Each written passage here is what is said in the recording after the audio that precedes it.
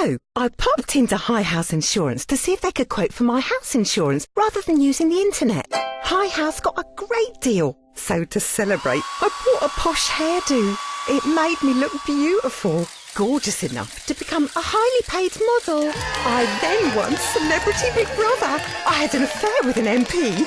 Now I'm promoting a doll of me that says, "Cool blimey, you're well fit."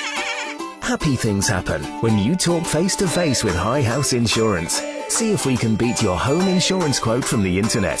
Find us on the High Street, Selsey, or call 606 552. Hi, this is Selsey Internet Radio. My name's Keith Barnes, and on behalf of the team I'd like to welcome you to this week's podcast.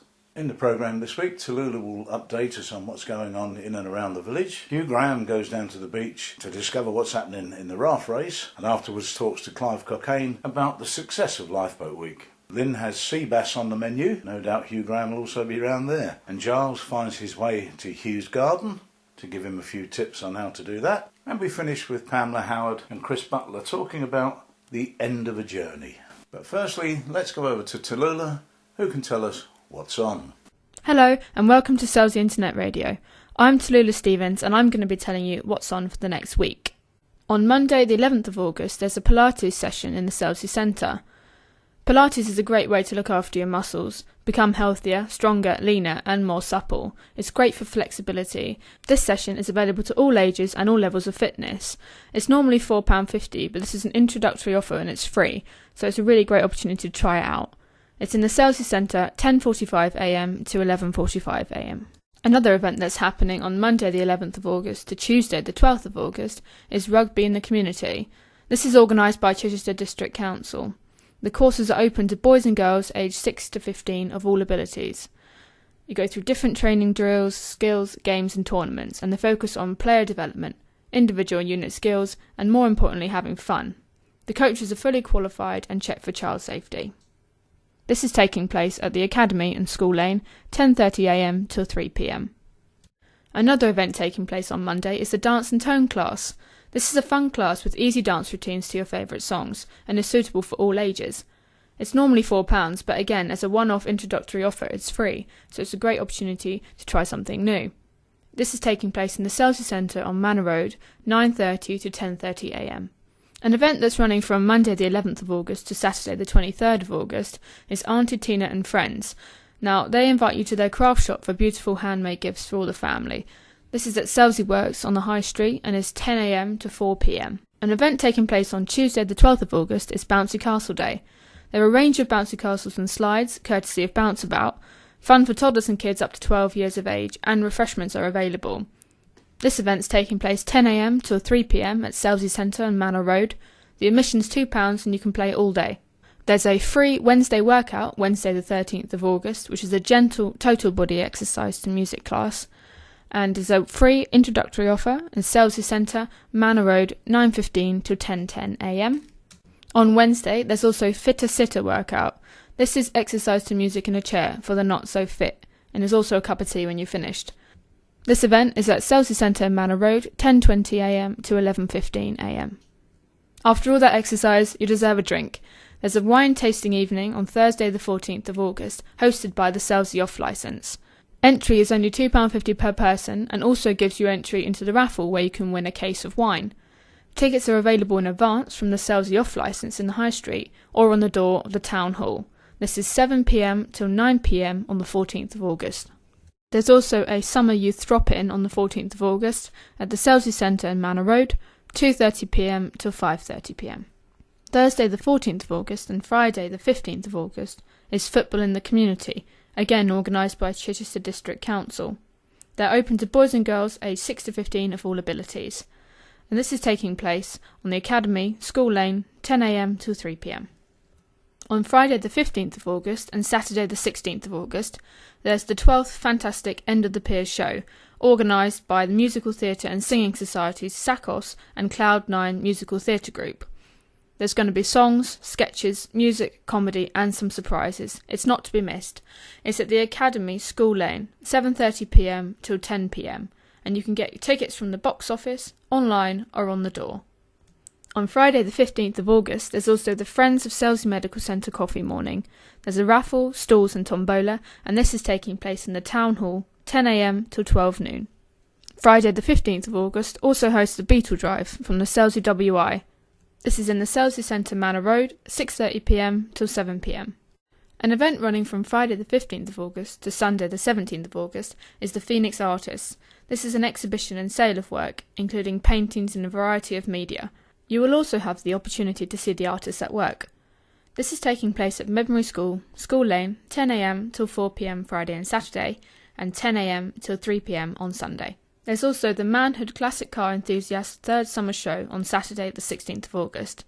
It's a free event and you're expecting 200 vehicles this year with something to interest everyone. This is taking place on the Recreation Ground, School Lane, 10 a.m. till 4 p.m. On Saturday the 16th there's also the Seal Islands Artisan Craft Market in the Town Hall from 10 a.m. till 3:30 p.m. And on Sunday the 17th of August is the Selsey and District Carers Support Group Car Boot Sale at the Academy Field, School Lane, 7 a.m. till 1 p.m. And last but not least, on Sunday the 17th of August there's a chance to try out running 2k, cycling 7k and swimming 200 metres. Be sponsored for your own charity. More details can be found from sportsdream.org.uk and it starts 10 a.m. at East Beach Car Park. That's all from me about what's on between the 11th and the 18th of August. If you'd like more information on any of these events, please feel free to pop into the Selsey Information Exchange in Penny Lane or look at the Selsey Festival website. Thank you to Tallulah Stevens there. The girl's a mine of information. And now we go across to East Beach where we find Hugh suffering from the wind. Well, I'm here on East Beach and I'm looking at the entrance into the raft race, and there's about 15, 20 I can see, and they range from quite serious ones from produced by the South Coast Guard on I suppose water drums or oil drums, and behind that there's the East Beach Evangelical Church Viking craft, which looks as though it will sink quite quickly but is resplendent in a wonderful decoration. And then further up the beach there's Kontiki and a range of balloons. It's all very exciting and the atmosphere in the crowd's fantastic, and the children are actually leaping up and down with excitement, and there are balloons everywhere. People are lining the seawall from the fishermen's huts right up to the lifeboat slipway, and it's a really exciting time when the wind is blowing, and the wind's blowing against the direction that the raft is going to be taking, so it'll be interesting to see who wins. My church is East Beach Evangelical Church, so I'm hoping they're going to win. They might win the winner prize for the best decorated raft, but they certainly aren't going to win the race itself. Right, I'm on East Beach. I'm talking to the senior Viking, who's Nick Clements, isn't it? And you're skipper of this? I am. And how do you think you're going to win? I hope we're going to win the best dressed one. I don't know about winning the race. What about you? We're going to give it a good shot. We're going to try, paddle really hard. Okay. And what about you, Andy? Well, you know what the Lord says in the Bible, he that comes last will come first, and the first comes last. So you've got a good chance either way? Yeah. Thank you. What do you think of it so far? Rubbish.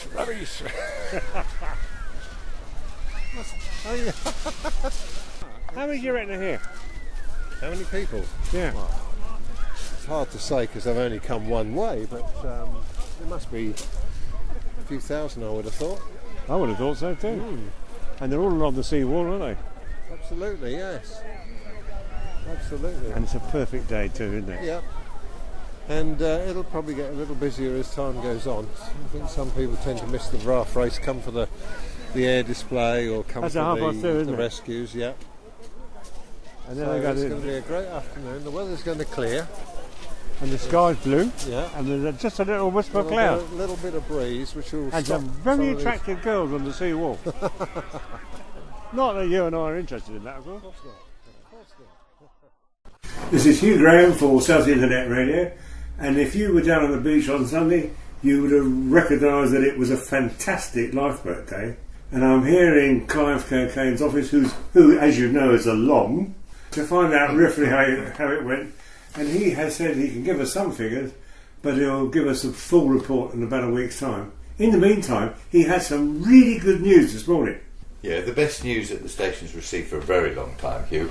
A lot of people won't be aware of the fact, but on the 29th of July 1956, that still goes down in the records of the RNLI as the busiest 24 hours that they have ever had in their history, and has still not been surpassed. That's not just the Selsey lifeboat, that's the whole lifeboat. That's the whole of every single lifeboat that they had around the country. It was the biggest and busiest 24 hours that they've ever had in their history, still unsurpassed to this day. Right. And it's what we refer to in Selsey as the Bloodhound breeze. We went to the assistance of the Bloodhound, the Marslust, which was a Dutch barge, and another yacht called the Koima, and we were responsible over that 24 hours of rescuing 18 people. And about a month ago I got an email from a lady by the name of Nicola Constant, who was rescued on board the Marslust in July 1956, aged 11, and who today was celebrating her 70th birthday, and had elected that she wanted to come to Selsey to see if there was anybody who was remotely connected with that rescue and still alive. Okay. What happened was that I went through the crew. The only one who was still alive was George Woodland, but likewise Mike Grant, who himself, as you know, is the holder of 2 silver badges. His father, Jack Grant, was the then coxswain on the night of the Marslust. Right. So Nicola came down today with her family, with her daughter, with her 2 grandchildren, and with her son as well. And we met her at the station, had coffee, showed her around, chatted about various bits and pieces, produced some photographs, as she did as well, and then really swept us all off our feet at the end of it by giving us a very substantial and very generous donation that was of 5 figures, it purely as a mark of her gratitude for saving a life on the night of the 29th of July 1956. So marvellous for the station. Absolutely staggering. Yeah. And was she thrilled to be there? Oh, overjoyed.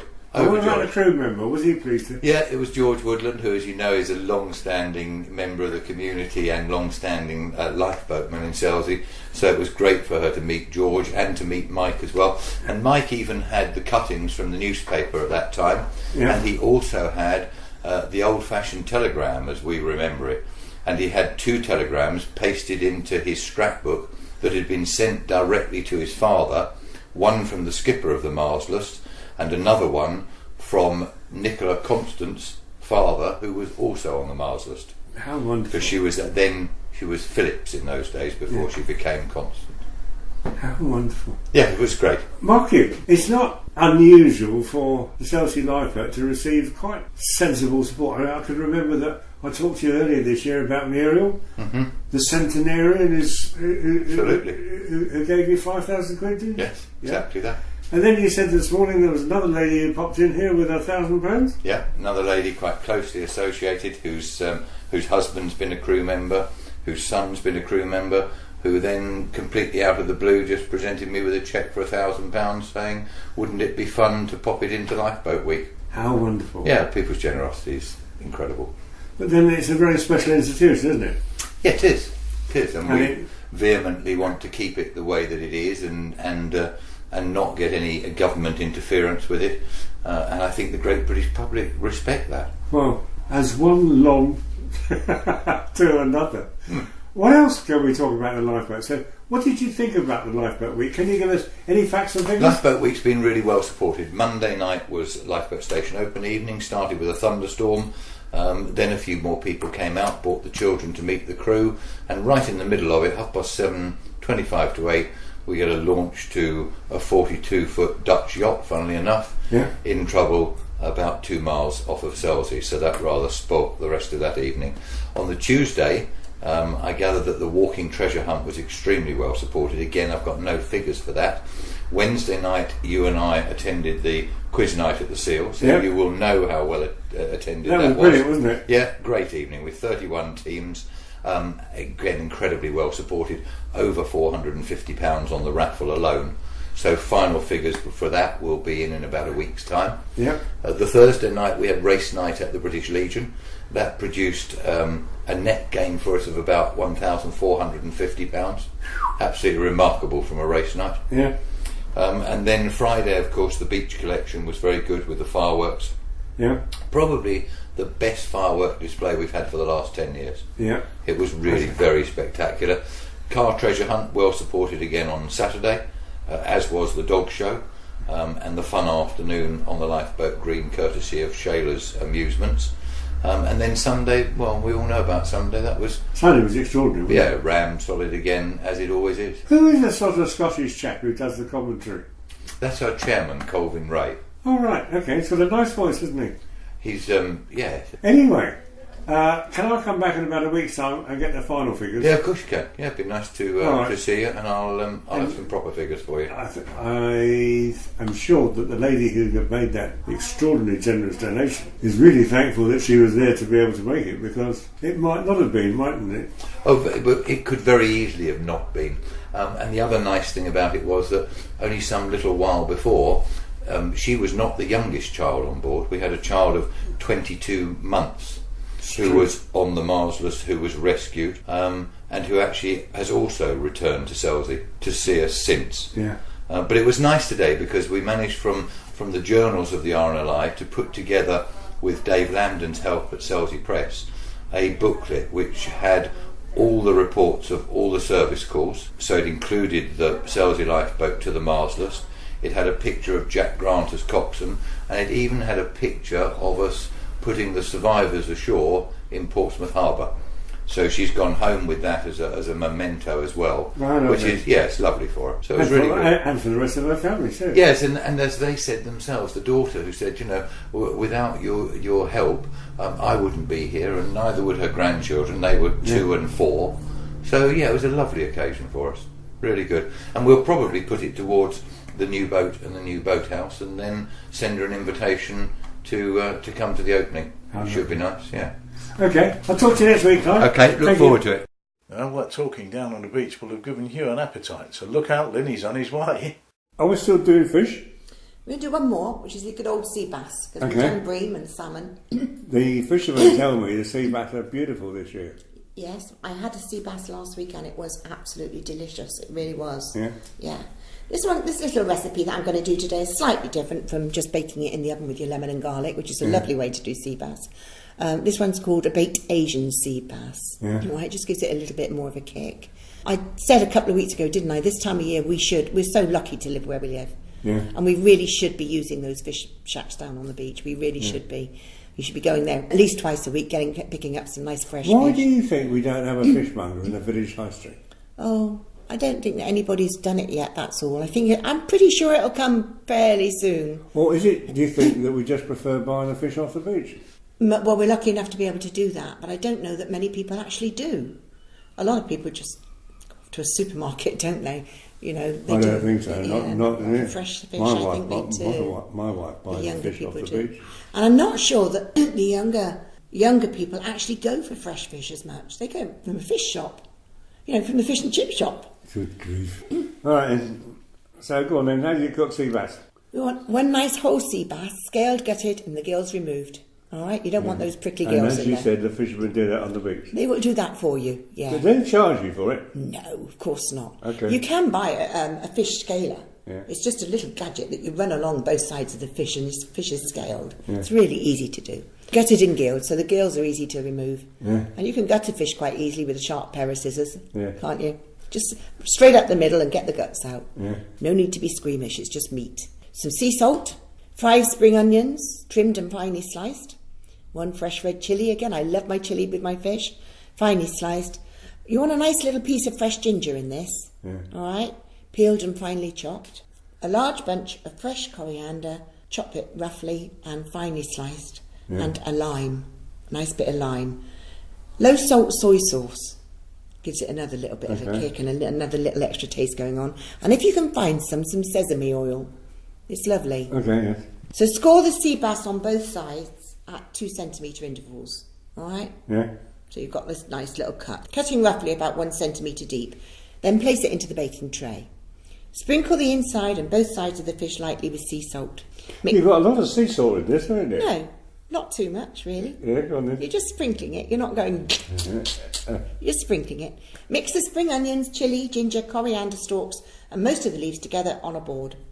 Then stuff and push into the cavity and slits in the fish. Right? Squeeze over the lime juice.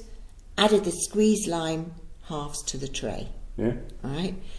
Hit it up with a splash of soy sauce, then cover it with foil and bake it for about 20-25 minutes in the oven until it's just cooked to perfection. Serve on a bed of fluffy rice with this one. Nice fluffy rice, drizzled with the juices from the bottom of the baking tray, a drizzle of sesame oil and the remaining coriander leaves sprinkled all over it. Right, and it's gorgeous, and a glass of lovely chilled white wine.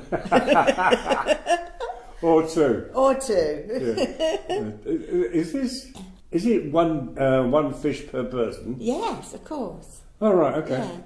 So, had you cooked 3 or 4 at one go? In a baking tray. Really? Yeah. All right, then. All right, then. Thanks a lot. Thank you. Bye-bye. Bye-bye.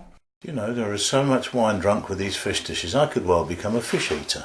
Right, now, just while my memory's working, because it doesn't always work very well, I'd like to mention the End of the Pier show. Now, if you've never seen this show, you really have missed a fabulous night's entertainment. It's on the 15th and 16th of August at the Academy, and it's a brilliant night's entertainment, so get yourselves along and get some tickets for that. And also, while the memory's working, I'd like to mention St Wilfrid's Summer Fair on the 16th of August, taking place from 10 a.m. till 1 p.m, so get yourself along to that as well. Right, now we go over now to Hugh's garden, where Giles is in search of him, and I imagine he's probably sleeping off the sea bass and the white wine from Lynn's, so we'll be in the shed there somewhere. Giles, over to you. I'm talking with Giles in my garden at Woodland Road, and Giles, you've been away for a bit. You've been in Ireland, haven't you? Yeah, I've been having a bit of a stay over there, change of scenery, and it's been very pleasant, thank you. Anyway, back on duty now. All right, okay. Back in the old routine again. All right. This time of year, I'd say fields out in the fields around here. It's really nice if you go out in the sort of early evening, and the scent of the daisies, clover, and corn, and it's so on the tall grasses as well. It's quite effective. It's quite It goes in with the time of year. Very soft. Yeah. Very nice. Very relaxing is the word I'd use. And also, if you look around, there's lots of meadowsweet about now, and poppies are still very, especially in Selsey. We've been looking at poppies a lot for the war remembrance, but there are in the countryside. They are about very nice still. Yeah. And in the hedgerows, the wild roses and honeysuckle are very profound, and again, in both cases, they have a lovely scent. If you can be bothered to, take a scent, have a look at them when you're passing along the roadside, they're effective. And of course, this time of year as well, the moths and butterflies are very, very active, looking for. Well, so are the bees too, aren't they? With the nectar, yeah, and the bees too. Yeah, they are. I'm told by one beekeeper friend of mine, this has been the best year for honey ever. You can remember? Yeah, it has been a very good year. Yeah, the bees, and it's also. But I'll tell you what, we're not seeing much around here so much now. Bumblebees, you don't see that many nowadays. I had 3 in our house this morning. But overall, compared to the past, they're not in abundance. Yeah. The honeybees are not. They're recovering because they've had a lot of setbacks as well, but they're recovering a bit. And anyways, yes. So you're right. They are. This is the time of year. Yeah, very, very much so. In the garden itself, hanging baskets, containers, window boxes. Now at this time of year, very much so. They need weekly. A weekly feed with a week. A weekly. What am I trying to say? A week feed. Yeah. And they also, on this sort of weather we're getting, and the good weather we're getting, if it is good weather, they could do with a watering twice a day, not once, twice. Okay. I don't mean flood them, but they do. Is that sort of dawn and dusk? Well, it does, basically, but it doesn't have to be too early, but yeah. But yeah, well, it wouldn't have to be too early for you, Giles, because you stay in bed till. I'd be doing the night, I'd be reversed, but yeah. No, you're right. Anyway, early, reasonably early morning, and before, obviously, well before dark. Yeah, well before. The other, also, if you're wanting to have some perennials for next year, plant foxgloves, wallflowers, lupins, delphiniums, any time round about now for flowering next year. Okay. For next year, not this year. Well, so you plant the seeds now? Well, you can plant seeds, or if you want to be a bit quicker, we get the plants. Yeah. You can plant seeds, but obviously they might not flower next year. That's the only snag. Okay. Also, if you want to have a little show later on in the autumn, plant some autumn crocuses now. All right. And they will actually flower in late autumn. Really? They'll be that quick. Well, in the meantime, what we're going to do, my lawn is brown. And not a lot you can do. Obviously don't cut it, and just give it a real good soak. Yeah. A real good soak. Well, we're lucky down here because you never get a hosepipe band in. No, you don't. Give it a real good soak in the evening, late evening. Yeah. Apart from that, nothing. You can't do a thing. You just wait for the rain, wait for natural resources. Yeah. But basically, do not cut, and do not. Well, I tell you one thing, Giles. It's done a world of good to the moss. Oh yes, I will have done. And the other thing I would emphasise is do not give any weed feed. Do not, because that will absolutely kill the grass. Yeah. People might think, we'll give it a feed now to encourage it. No, don't think about it in this weather. Yeah. Forget that idea. Right. And the other thing is, if you're growing tomatoes, it's a good idea to have a few basil plants in amongst them. Okay. Because that will keep whitefly away, which tomatoes can be very prone to. All right. If you also get a sting from a nettle or whatever, it's garden mint.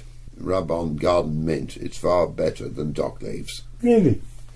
Yeah. I didn't know that. Yeah, it is indeed. It is indeed. And the other thing I'd like to say is, bowing out on a slightly flippant note, where do vegetables go to get a drink? I have no idea. A salad bar.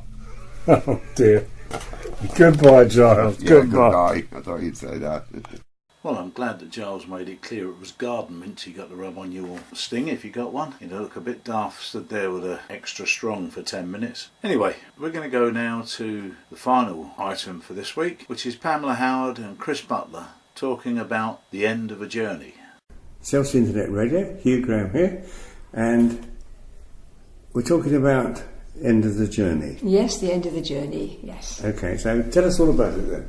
Right, well, I'm Gillian Plowman, and I'm the writer of The End of the Journey, which is a very unique piece of theatre taking place in a very iconic building, the Pavilion Theatre in the High Street in Selsey. Mm-hmm. Hasn't been used as a theatre or a cinema since the 1960s, I believe. And The End of the Journey is a piece written mainly because I suppose it is the centenary of the First World War.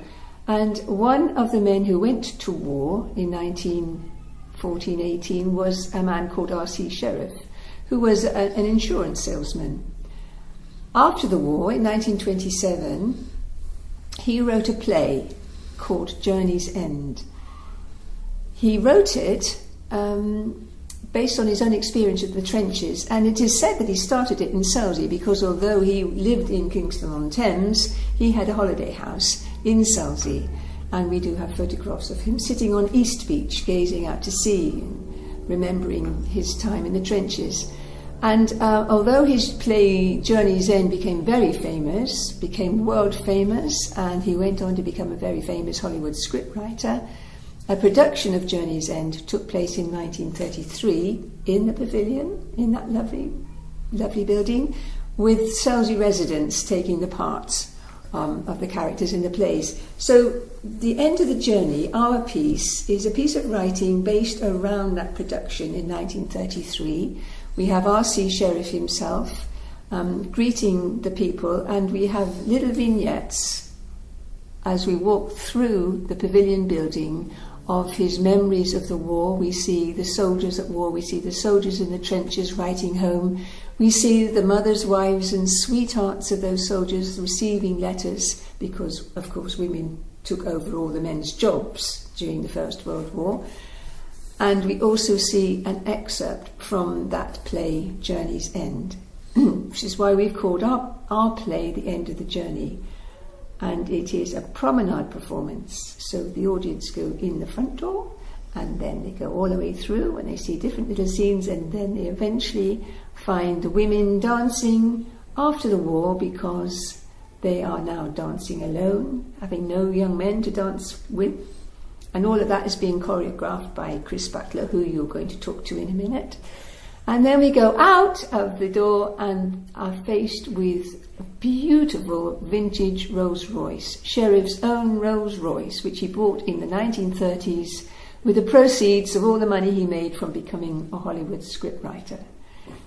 But he was definitely here in Selsey in 1933 for that performance of his famous play. How wonderful. So tell me, how long did it take you to write it then, Jenny? Well, it didn't take me long to write it. It took a long time to research it. Yeah. There's a wonderful researcher in Selsey called Marilyn Smith. Yeah. And we went to the Surrey History Centre, which has all of Sheriff's papers. Uh-huh. All the letters that he wrote from the First World War. He wrote to his mother every other day. Yeah. She kept all his letters. That is a little scene in the play. And you can go to this Surrey History Centre. It's in Woking, and they're wonderful there. You can look at these letters, you can hold them, you can take the letters out of the envelopes, and you can read them. They're in his writing, his letters. And it is the most wonderful feeling to actually hold those letters and see his own writing. He's also got diaries in it where he goes to Selsey. I'm going to Selsey this day in 1930. So all of the research took a long time. So once the research was there in front of me, all the photographs, all the people, everything, putting it together in a piece of writing really took a couple of months at the beginning of this year. All right, lovely. Thank you. Chris, what about the choreography? How have you done it, and what's so special about it?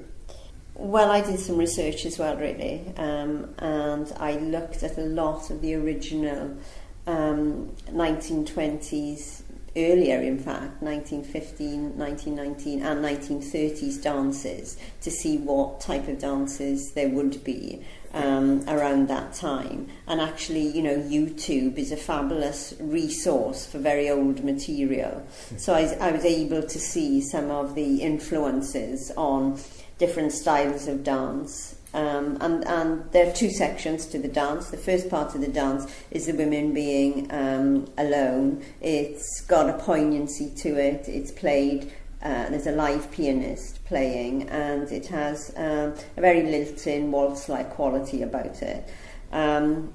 However, we did not want to end the piece on, if you like, that note. We decided that, the whole point of it, as Pamela said, was going from the darkness to the light. So the end part of the dance is actually a Charleston, which is very uplifting, which is quite funny, and it has a vibrancy to it, I think, which is a good end to the piece. Excellent, lovely. Thank you. But Chris is the producer of the piece, and that was a huge task, an enormous task. Yeah. How many are in the cast? 17. 17? Okay. And actually, just to talk about the project came under the auspices of Artstream. Yeah. And I think at the time, Artstream was working on another big project that I know a lot of people in Selsey are aware of, which is the Selsey 57, which was, the memorial project in relation to the men who died in Selsey.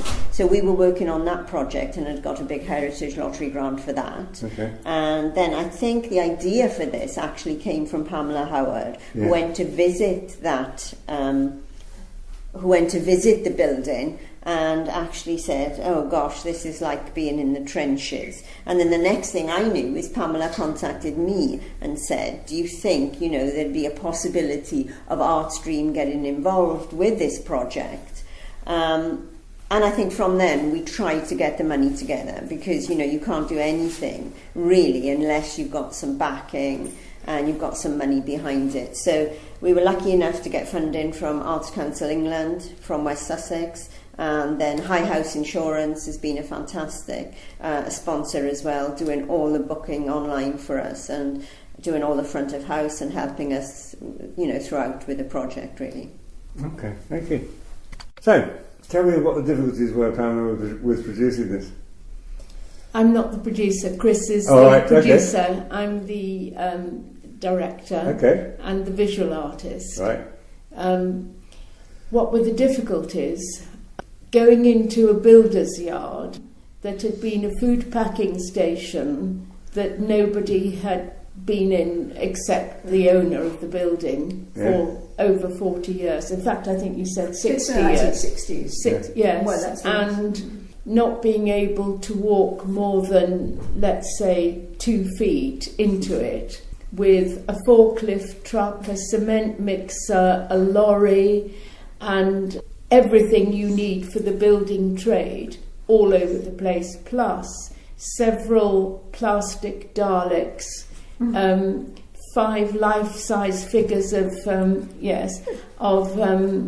Charlie Chaplin, a life-size figure of Marilyn Monroe, because the owner of the pavilion, who is Jeff Allen, who I have to say is in a way our principal sponsor, in the way that he has allowed us to take over his space, and he has been really fantastic in the end. He also is he's let's say a frequent buyer, not a frequent flyer, of on eBay, and so in between the building site come all these things, including at one point a 15-foot high plastic pineapple that arrived in Selsey High Street on a lorry that I think must be used for a promotion of Del Monte or something.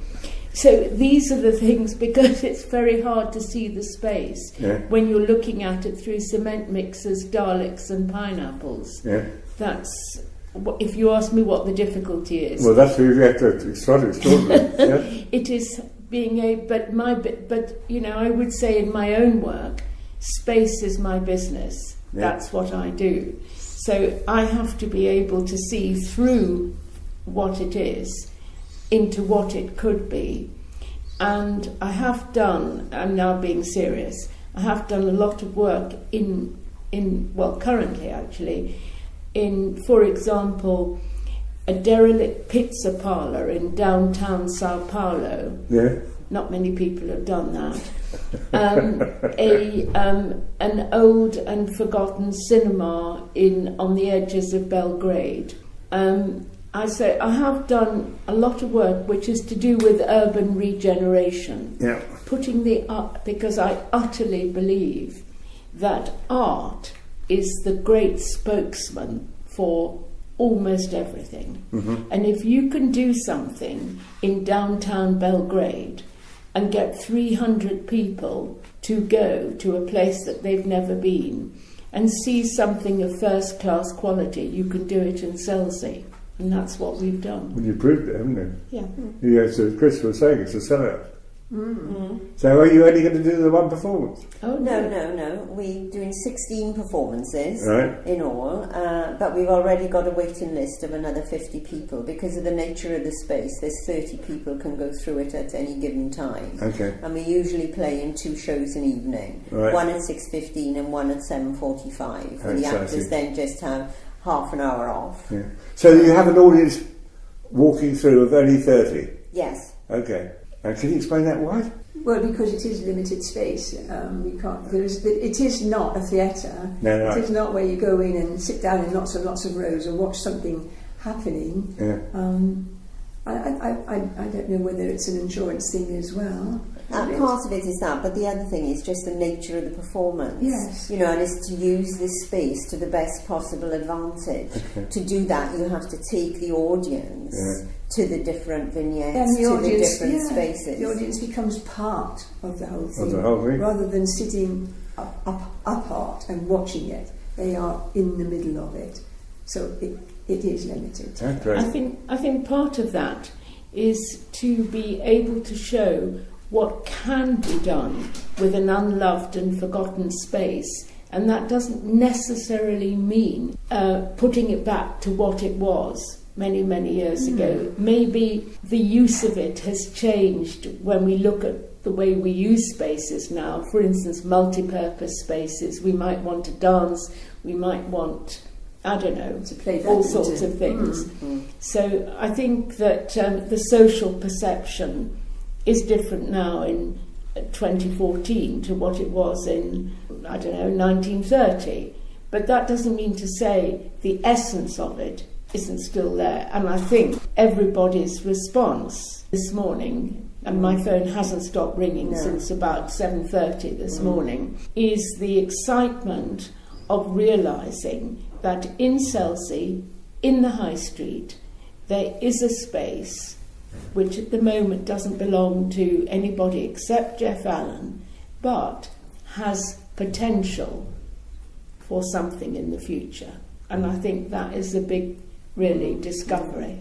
Right, thank you very much. Brilliant. Well, that's about it for this week, folks. I'd like to say a great big thank you to our sponsors and to our team, Tallulah Stevens, Matt Shipley, and also, of course, Hugh Graham. And to thank Lynn and Giles for their brilliant input. My name's Keith Barnes, and I look forward to seeing you next week.